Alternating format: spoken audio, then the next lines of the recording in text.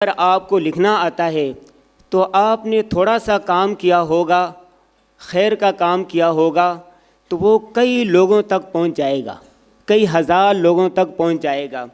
اور اسی طرح قلم کی کاٹ کے بارے میں آپ جانتے ہیں کہ وسطی ایشیا کے ایک حکمران نے کہا تھا، مجھے اکبر کے قلم سے، اکبر کی تلوار سے اتنا ڈر نہیں لگتا جتنا ابو الفضل کے قلم سے ڈر لگتا ہے۔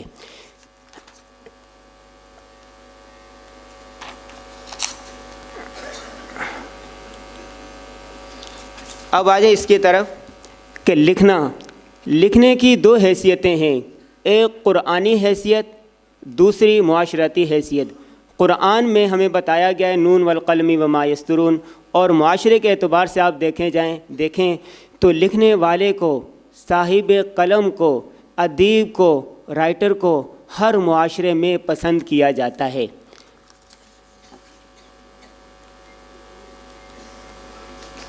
ایک اور بات، انسان دنیا سے چلا جاتا ہے لیکن اس کا لکھا ہوا باقی رہ جاتا ہے۔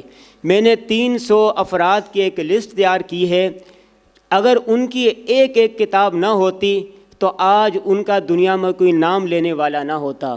انہوں نے ایک ایک کتاب لکھی، صرف ایک کتاب، لیکن آج 300 سال گزرنے کے باوجود، 40 سال گزرنے کے باوجود، 400 سال گزرنے کے باوجود ان کا نام باقی ہے۔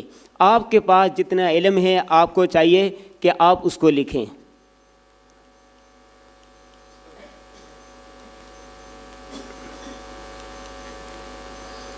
دیکھیں، ابلاغ کے دو معروف طریقے ہیں، ویسے تو 18 طریقے ہیں، ان میں سے دو معروف ہے، ایک ہے بولنا، دوسرا ہے لکھنا۔ علماء کرام کو یہ دونوں طریقے آنے چاہیے، بولنا بولنے سے آتا ہے اور لکھنا لکھنے سے آتا ہے۔ مولانا ظفر علی خان کے پاس ایک شخص آیا، اس زمانے میں آپ کو جانتے ہیں کتنا طویل سفر کرنا پڑتا تھا، آیا اور آ کر کہا کہ حضرت میں آپ کی بہت زیادہ کتابیں پڑھتا ہوں اور آپ کے مضامین پڑھتا ہوں، مجھے لکھنا سکھائیں۔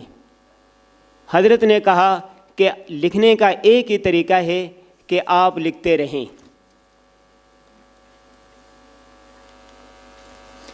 دیکھیں، ادب اور صحافت میں فرق۔ بہت سارے لوگ کہتے ہیں کہ لکھنا ہر شخص کی بات نہیں ہے، ہر شخص کے بس کی بات نہیں ہے۔ دیکھیں، فنون لطیفہ 5 ہیں، شاعری، مصوری، موسیقی، تقریر اور تحریر۔ جو تحریر ہے، تحریر سے مراد عام تحریر نہیں بلکہ اس تحریر سے مراد ادبی تحریر ہے۔ آپ جانتے ہیں کہ اس وقت 500 کالم نگار ہیں جو پاکستان کے مختلف اخبارات میں لکھ رہے ہیں۔ روزنامہ جنگ میں لکھنے والوں کی تعداد صرف 86 ہے، ان میں سے صرف ایک ادیب ہے۔ روزنامہ جنگ میں جتنے لکھنے والے ہیں، عطاء القاسمی کے علاوہ کون ادیب ہے؟ آپ جان سکتے ہیں، کوئی ادیب نہیں ہے، لکھاری ہے۔ اور لکھنا ہر شخص سیکھ سکتا ہے، لکھنا سیکھنا یہ فنون لطیفہ میں سے نہیں ہے، لہذا آپ میں سے ہر شخص لکھاری بن سکتا ہے۔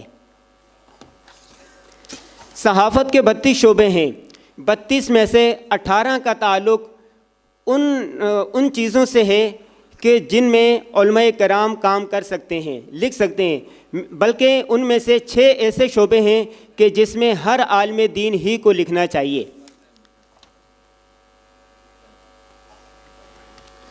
مولوی عبدالحق اور مولوی ظفر علی خان، آپ جانتے ہیں کہ اردو زبان کے ارتقاء میں ان کا بہت بڑا ہاتھ ہے۔ اب یہ مولوی تھے، مولوی عبدالحق، مولوی ظفر علی خان، پہلے زمانے میں آپ دیکھیں، قیام پاکستان سے پہلے دیکھیں، اس کے بعد کے ابتدائی 10 سالوں میں بھی آپ دیکھیں کہ اخبار میں وہ کام کرتا تھا، لکھاری وہ ہوتا تھا جو مولوی ہوتا تھا، جن کے ساتھ مولوی لگے ہوتے تھے۔ اب بھی اس وقت بھی اردو کی بقا علماء کرام سے وابستہ ہے، علماء کرام سے وابستہ۔ وجہ اس کی یہ ہے کہ اس وقت انگلو اردو بولی جا رہی ہے، کالج یونیورسٹیوں میں پڑھنے والوں کو صحیح طریقے سے اردو نہیں آ رہی۔ اردو زبان میں عربی فارسی کے الفاظ ہوتے ہیں اور علماء کرام عربی جانتے ہیں، فارسی جانتے ہیں، اپنی مادری زبان جانتے ہیں۔ اس لیے کہتے ہیں میری 5 اہم ترین افراد سے ملاقات ہوئی، عطاء الحق قاسمی، جاوید چودھری، حامد میر، سہیل وڑیچ۔ انہوں نے کہا کہ جتنا اچھا علماء کرام لکھ سکتے ہیں اتنا اچھا کالج یونیورسٹی کے پڑھے ہوئے لوگ نہیں لکھ سکتے۔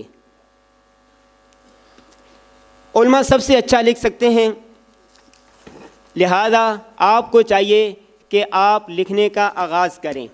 اب میں آپ کو یہ بتاتا ہوں کہ لکھنے کے 6 آسان طریقے ہیں۔ نمبر 1، روزانہ ڈائری لکھیں۔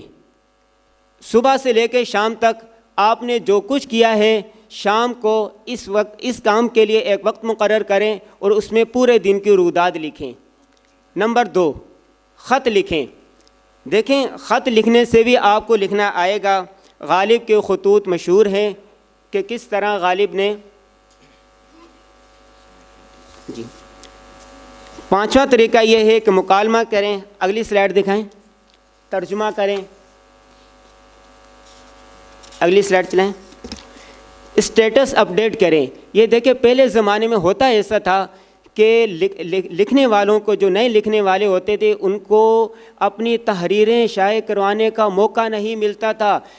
2 سال کے بعد کہیں جا کر ایک مراسلہ شائع ہوتا تھا، لیکن اب سوشل میڈیا نے آپ کے لیے یہ کام آسان کر دیا ہے۔ اب آپ یوں کر سکتے ہیں، لکھیں اور سوشل میڈیا پر لکھیں، فیس بک پر لکھیں۔ اس طرح آپ بہت سارے اس وقت بھی ایسے لوگ ہیں جنہوں نے اپنی صلاحیتوں کو سوشل میڈیا کے ذریعے اجاگر کیا ہے۔ اب آپ کو اخبارات کی محتاجی نہیں رہے گی۔ آگے ہے مطالعہ کریں۔ دیکھیں لکھنا نہیں آتا تو اس کا آسان طریقہ ہے کہ آپ بڑے ماحول بنائیں۔ ماحول بنانے سے کیسے؟ جب آپ لکھنے کا ماحول بنائیں گے، کاغذ اپنے ہاتھ میں لیں گے، قلم اپنے ہاتھ میں لیں گے، لکھنے کے لیے بیٹھیں گے تو آپ کو لکھنا آ جائے گا۔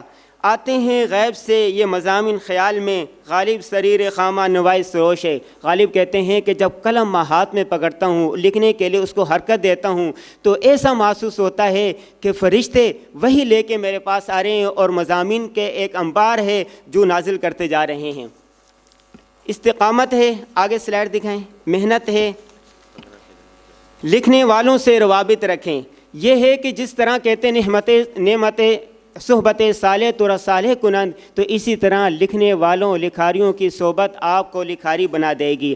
آخری بات میں آپ سے یہ کہنا چاہتا ہوں، جو میرے 14 سالہ صحافتی تجربات کا نچوڑ ہے، وہ یہ ہے کہ میں نے کئی لوگوں کو بتایا ہے، علماء کو بتایا ہے، اور انہوں نے اس پر عمل کیا۔ آج وہ لکھاری بن چکے ہیں، مختلف اخبارات میں کالم لکھ رہے ہیں اور کتابیں لکھ رہے ہیں۔ وہ یہ کہ اپنے 24 گھنٹوں میں سے 1 گھنٹہ لکھنے پڑھنے کے لیے مختص کریں۔ 1 گھنٹے میں سے آدھا گھنٹہ آپ مطالعہ کریں، 10 منٹ آپ سوچیں اور 20 منٹ روزانہ کی بنیاد پر آپ لکھیں۔ اگر اس گر کو آپ پلے باندھ لیں، روزانہ 1 گھنٹہ مختص کر لیں، تو انشاءاللہ آج جس طرح آپ یہاں پر آئے ہوئے ہیں، 1 سال کے بعد آئیں گے تو 360 صفحے آپ حضرات لکھ چکے ہوں گے۔ آپ لوگ تہیہ کریں کہ آپ دیگر کاموں کے ساتھ ساتھ لکھنے کا فن بھی سیکھیں گے اور اپنی بات دوسروں تک پہنچائیں گے۔ بہت شکریہ۔